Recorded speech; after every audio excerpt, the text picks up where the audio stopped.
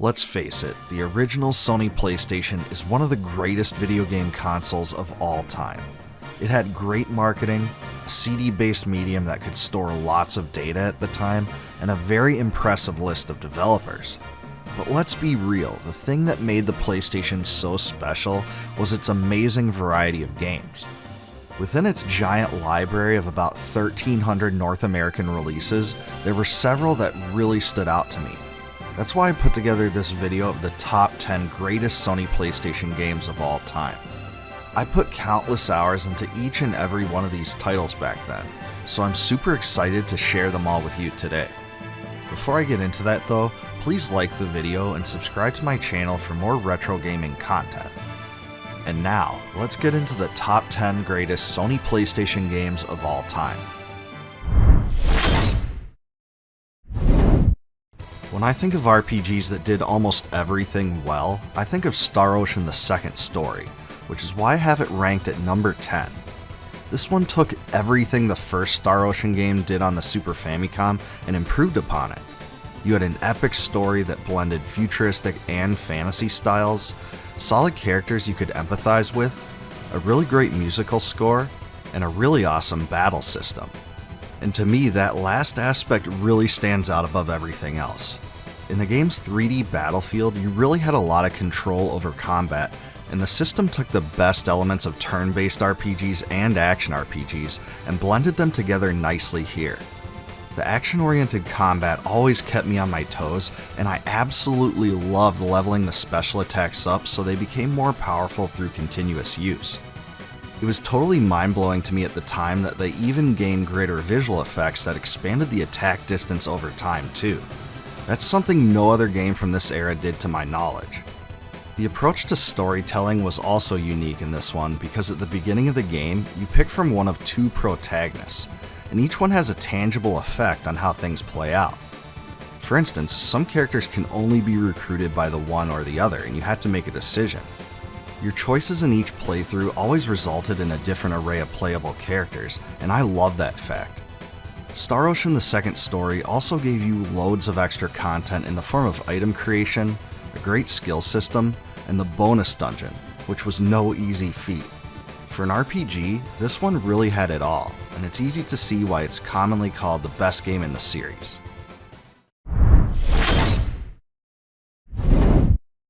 By the time the PlayStation was in its prime, I lost almost all of my interest in fighting games, but the Tekken series was one I continued to love. And when it comes to that franchise, I think that 3 was the very best, so that one gets ranked 9th on my list. So yeah, Tekken 3 was probably the best incorporation of two-dimensional fighting in a three-dimensional environment, and it really pushed the fighting genre forward in a way that made it better without reinventing the genre completely. My favorite 3 characters were Yoshimitsu, Jin, and Bake, and I was absolutely obsessed with mastering all of their moves and combos. This game had dozens of special attacks for each of the characters too, and it was nearly impossible to master them all, there were just so many.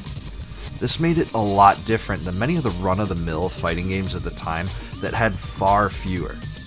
And I just have to mention that the fact you were able to view replays of the end of each match was pretty unique to Tekken 2.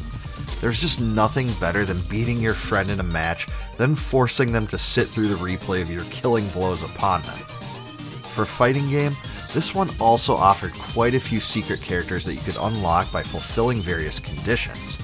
When I first got this game in 1998, I sat down and did whatever I could to unlock them all as soon as possible. So yeah, Tekken 3 was the pinnacle of a golden age in fighting games to me.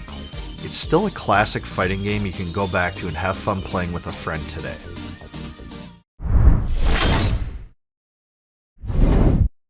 Ranked number 8 is Lunar Eternal Blue Complete, the second of the 2 Lunar games localized by Working Designs. I know a lot of people preferred its predecessor, but this is my favorite of the 2, mostly because of the slightly darker and more serious story. The dynamic between the characters, especially Hiro and Lucia, was really something special, and the game's story really intrigued me. It was filled with the anime cutscenes that fans of the series loved as well. Most of the gameplay is pretty similar to the first Lunar game though, with the same style of turn-based combat and setting. The only big difference is that this Lunar game takes place 1,000 years after the Silver Star. Of course, one of my favorite RPG villains ever, Galleon, makes his return here, and his character is given a much more interesting and complete arc. The fact that this game had a playable epilogue with about 5 additional hours of gameplay and a true ending blew me away at the time too. It was just such a huge surprise that really drew me into the adventure. Lunar Eternal Blue is packed with fun, and it's really everything an RPG fan could ask for. If you haven't given this one a try yet, I think you'll enjoy the characters, gameplay, and story just as much as I did.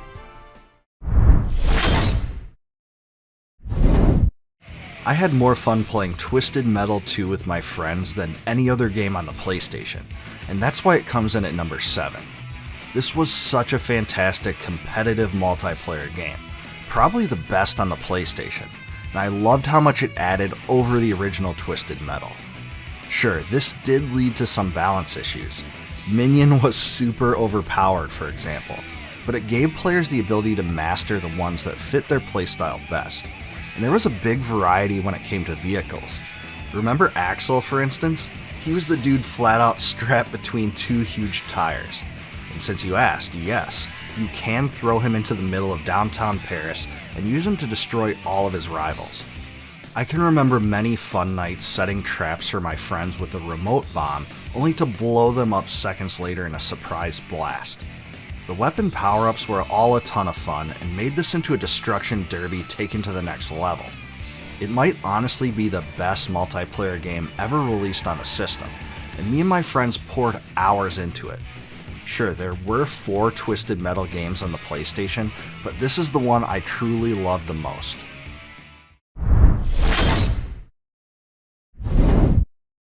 Metal Gear Solid was by far one of the most unique and defining games of its era, and that's why it ranks right here at number 6.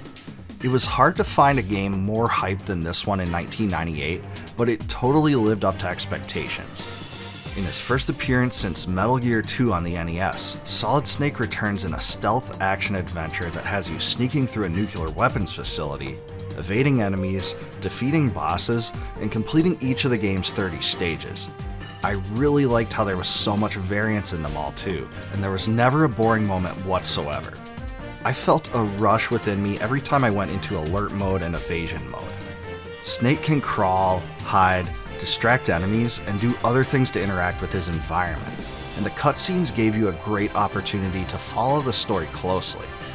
This is a Cold War thriller that you could really immerse yourself in, and there was really no other game like it at the time. I always loved how Metal Gear Solid's gameplay was presented too. It was a 3D game, but even though the camera would change from time to time depending on your location, the game itself was still an overhead 2D game at its core. There's even a VR training mode to improve your stealth skills. This was a complete package and defined a whole new genre. As you guys may be able to tell, the action-adventure stealth thing really isn't my cup of tea, but Metal Gear Solid is just objectively one of the platform's greatest titles.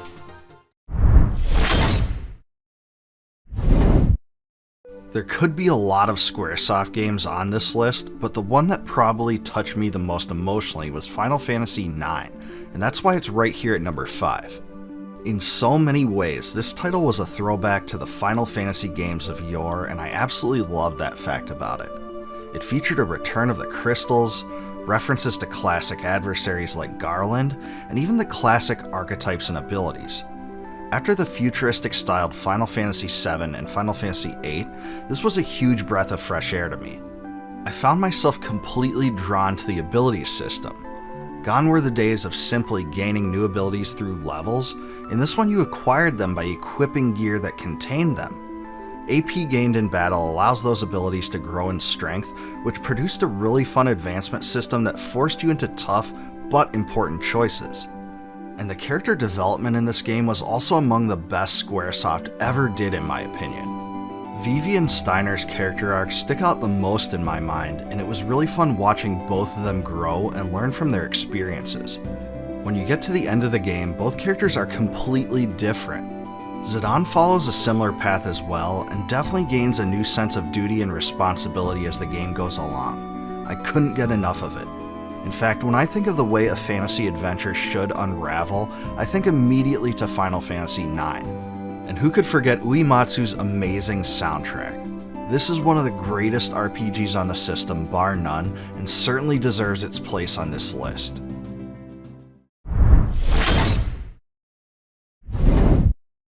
No other game on this list is more overlooked and underappreciated than Suikoden 2, and that's a real shame because it's clearly one of the best RPGs on the PlayStation, and that's why I have it at number 4. Suikoden 2 took the general approach and themes of the first Suikoden game and improved upon them in almost every conceivable way. It featured a deeper, more interesting story that involves two best friends whose paths diverge as they adopt different and incompatible approaches to change the world for the better. The rune customization is more complex and enjoyable, the dialogue is better written, and there's even a larger assortment of secrets and side quests. Suikoden 2 even features a huge, memorable soundtrack of over 100 songs, and that's nothing to scoff at. This one did castle building better than any other game in the series, and all the 108 characters, the Stars of Destiny, were waiting for you to find them. I had so much fun taking in the story, building and upgrading my favorite party of 6, and overcoming all of the game's challenges. Luca Blight and Gothic Necklord were pretty tough, by the way. Suikoden 2 is one of the few RPG sequels that really lived up to the greatness of the original, and it's completely obvious why it still has such a huge cult following of fans. If you haven't played this one, you're really missing out, so don't miss the remastered version when it comes out later this year. The number 3 greatest PlayStation game of all time is Castlevania Symphony of the Night, my favorite Castlevania game and possibly my favorite action platforming RPG of all time. Unlike the other Castlevania games, in this one you take control of Alucard, who seeks to hunt down Dracula after Richter Belmont vanished.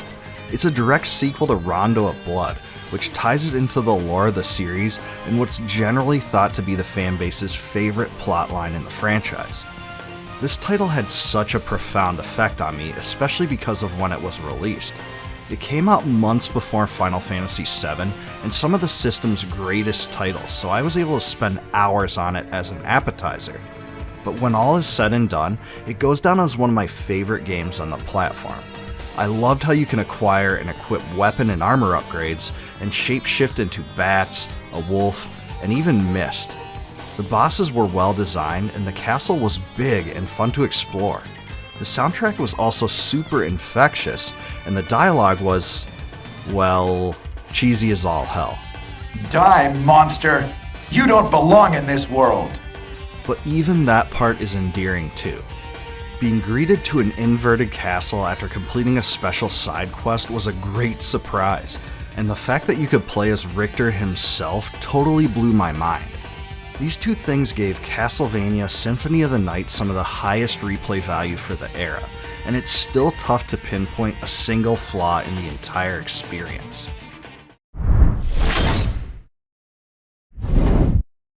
If you were to ask me what the most ambitious RPG ever created was, I would probably have to say Xenogears, but it's also so much more than that. I love Xenogears so much that I have to rank it as the number 2 greatest PlayStation game of all time. You take on the role of Fei Fong Wang, a young man with amnesia who seeks to find his place in the world. Xenogears has an incredibly deep and complex story that revolves around humanity and the individual psyche. It blends fantasy, philosophy, and Gnostic ideas into a traditional RPG in an incredibly interesting way, and there's simply no other RPG with a story like this one. Parts of the experience will have you cheer, laugh, and maybe even shed a tear. The gameplay mixes regular ground combat with gear battles, and you alternate in a way that ensures you'll never be bored. I especially enjoyed the combo system. It's just so satisfying to use it to optimize your damage on enemies and unlock new death blows to make you more powerful. I also just have to say that Xenogears features one of the greatest soundtracks of any game I've ever listened to. This is truly Yasunari Mitsuda at his best. The gripping, emotional tunes frame the game's moments so well. I promise these tracks will stick in your head. Even if you're coming back to it after decades, you will absolutely remember them. Xenogears is pretty long too, and you can easily get 70 plus hours of old school RPG fun with it. It's a can't miss game for any PlayStation enthusiast, especially if you love RPGs. The number one game on my list probably won't be a surprise to many of you because, let's face it, Final Fantasy VII completely changed the RPG landscape in North America, and it's probably one of the greatest video games of all time. I can't even properly describe how eagerly I anticipated this one. After the demo of it was released in Tobal No. 1, I couldn't stop thinking about it, and when it finally came out, it still exceeded my expectations. With a completely unique and riveting story, fantastic characters that developed well as the adventure went along, and a fantastic advancement mechanic in the form of materia, there was nothing to dislike about this game. Sure, some say its graphics haven't held up too well, but man, they were freaking incredible for their time. I love the dark atmosphere and the pre-rendered 3D backgrounds. And when I began to learn more about Cloud's past, my mind was completely blown, and several deep themes like individual identity and perseverance were explored here better than any other RPG before it. Combat was smooth and methodical, the soundtrack was incredibly memorable, each storyline moment was captivating, and the summons were awesome. There were even great mini-games like snowboarding that weren't chores, they were actually a lot of fun. There was also lots of great bonus content in the form of mega bosses, weapons, ultimate limit breaks, and rare materia like Knights of the Round. I can see why so many people list Final Fantasy VII not only as their favorite RPG, but also as their favorite game of all time. The title defined a new era in gaming and catapulted the popularity of RPGs in North America, so it absolutely deserves the top spot.